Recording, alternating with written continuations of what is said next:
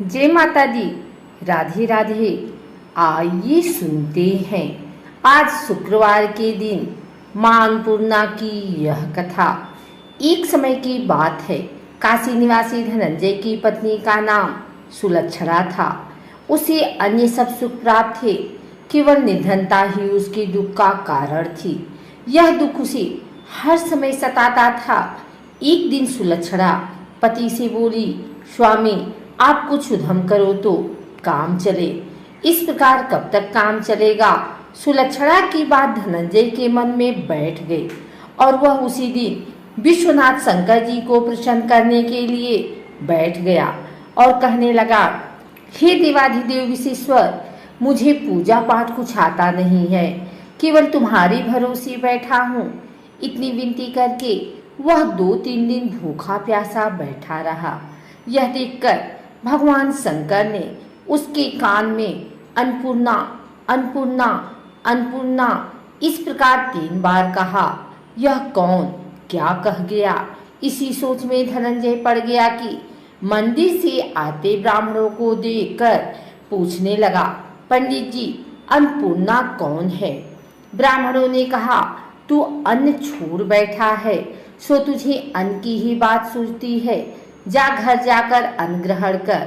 धनंजय घर गया, स्त्री से सारी बात कही। वह बोली, नाथ चिंता मत करो, स्वयं शंकर जी ने यह मंत्र दिया है, वे स्वयं ही खुलासा करेंगे। आप फिर जाकर उनकी आराधना करो। धनंजय फिर जैसा का तैसा पूजा में बैठ गया। रात्रि में शंकर जी ने आज्ञा दी, कहा तू पूर्व दिशा में चला जा। वह अन्नपूर्णा का नाम जपता जाता और रास्ते में फल खाते जाता, झरनों का पानी पीते जाता। इस प्रकार कितने ही दिनों तक चलता गया। यहाँ उसे चांदी सी चमकती वन की शोभा देखने में आई, सुंदर सरोवर देखने में, या उसके किनारे कितनी ही अप्सराएं झुंड बनाए बैठी थीं।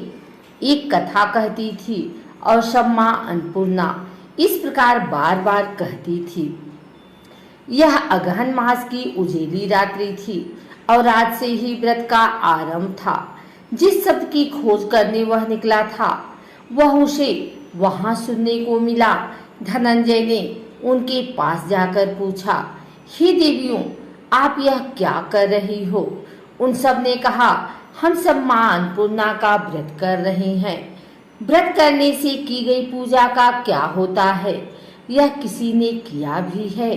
इसे कब किया जाए? कैसा व्रत है? मैं क्या इस व्रत को कर सकता हूँ? मुझसे भी कहो। वे कहने लगी, इस व्रत को सब कोई कर सकते हैं। 21 दिन तक के लिए 21 गांठ का सूत लेना चाहिए। 21 दिन यदि ना बने तो 1 दिन उपवास करें। यह भी ना बने तो केवल सुनकर प्रसाद लें। निराहार रहकर कथा कहें। कथा सुनने वाला कोई ना मिले तो पीपल के पत्तों पर सुपारी या घृत कुमारी रखकर, वृक्ष को सामने कर, दीपक को साक्षी कर, सूर्य, गाय, तुलसी या महादेव को बिना कथाएं सुनाए मुख में दाना न डालें। यदि भूल से कुछ पड़ जाए तो 1 दिवस फिर उपवास करें। व्रत के दिन क्रोध ना करें और झूठ ना बोलें। धनंजय बोला, इस व्रत के करने से क्या होगा? वे कहने लगी, इसके करने से अंधों को नेत्र मिले, लूलों को हाथ मिले, निर्धन के घर धन आए, बाझिन को संतान मिले, मूर्ख को विद्या आए। जो जिस कामना से व्रत करे, माँ उसकी इच्छा पूरी करती हैं। वह कहने लगा, बहनों, मेरे को भी धन नहीं है, विद्या नहीं है, कुछ भी तो नहीं है। मैं तो दुखिया ब्राह्मण हूँ। मुझे इस व्रत का सूत दोगी? हाँ भाई, ले, कल्याण हो, तुझे देंगे। ले इस व्रत का मंगलसूत्र ले। धनंजय ने व्रत किया। व्रत पूरा हुआ। सभी सरोवर में से 21 खंड की स्वर्ण सीढ़ी हीरा मोती जड़ी हुई प्रकट हुई। धनंजय जय अन्नपूर्णा कहता जाता। इस प्रकार कितने ही सीढ़ियों उतर गया तो क्या देखता है कि करोड़ों सूर्य से प्रकाशमान अन्नपूर्णा का मंदिर है। उसके सामने स्वर्ण सिंहासन पर माता अन्नपूर्णा विराजमान है। सामने भिक्षा हेतु शंकर भगवान खड़े हैं। देवंगनाएं चवर डुलाती हैं। कितने ही हथियार बांधे पहरा देती हैं। धनंजय दौड़कर जगदम्बा के चरणों में गिर गया। देवी उसके मन का क्लेश जान गई।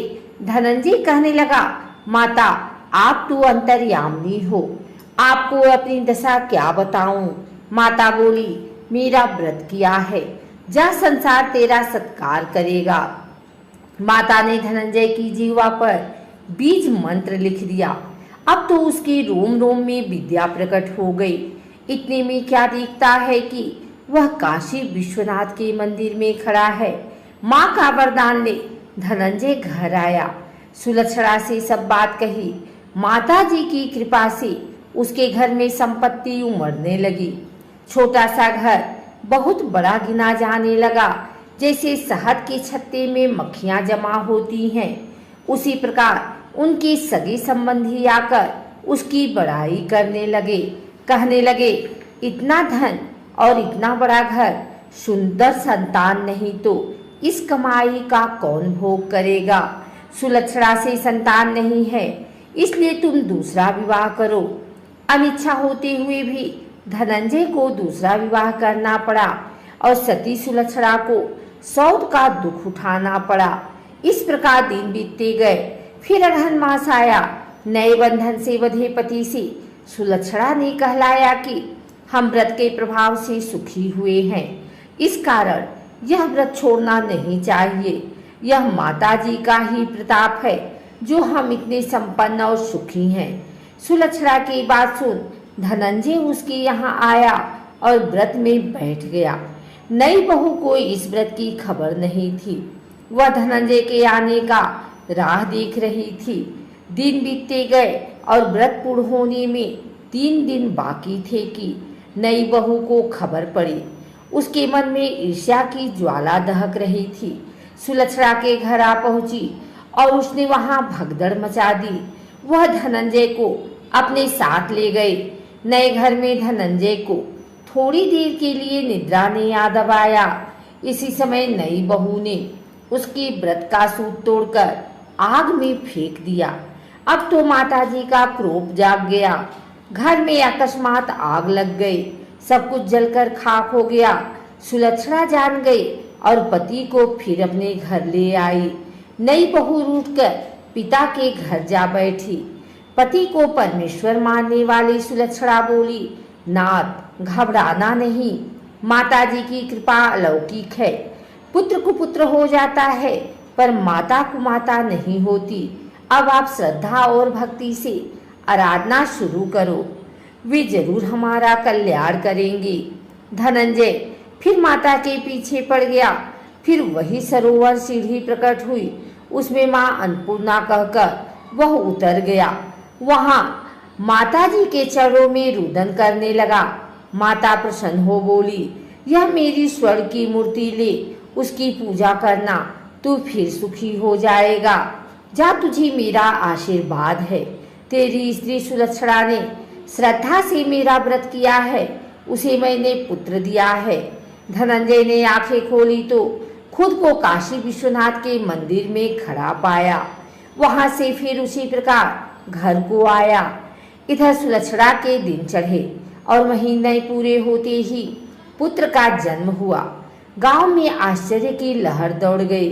मानता आने लगा। इस प्रकार उसी गांव के निसंतान सेठ के पुत्र होने पर उसने माता अन्नपूर्णा का मंदिर बनवा दिया। उसमें माताजी धूमधाम से पधारी, यज्ञ किया और धनंजय को मंदिर के आचार्य का पद दे दिया। जीविका के लिए मंदिर की दक्षिणा और रहने के लिए बड़ा सुंदर सा भवन दिया। धनंजय स्त्री पुत्र सहित वहां रहने लगा। माता जी के चढ़ावे में भरपूर आमदनी होने लगी। उधर नई बहू के पिता के घर डाका पड़ा, सब लुट गया। वे भीख मांगकर पेट भरने लगे।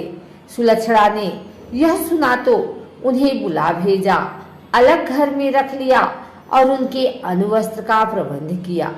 धनंजय, सुलक्षणा और उसका पुत्र माताजी की कृपा से आनंद से रहने लगे।